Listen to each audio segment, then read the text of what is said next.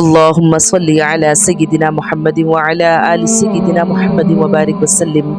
رسول اللہ صلی اللہ علیہ وآلہ وسلم نے فرمایا، جو شخص علم کی جستجو میں کسی راہ کا مسافر ہوا، اللہ تعالیٰ اس کے لیے جنت کی راہ آسان کر دیتے ہیں۔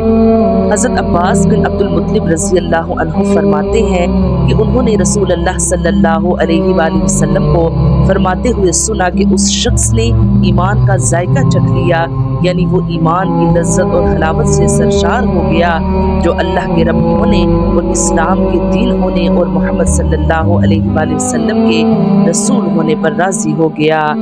نبی کریم صلی اللہ علیہ وآلہ وسلم نے ارشاد فرمایا کہ ہر دین کے اخلاق ہوتے ہیں اور اسلام کا اخلاق حیا ہے۔ اے اللہ، ہمارے دلوں کو گمراہ ہونے سے بچا اور آج کے اس روشن دن کو ہمارے لیے باعث رحمت بنا۔ آمین یا رب العالمین۔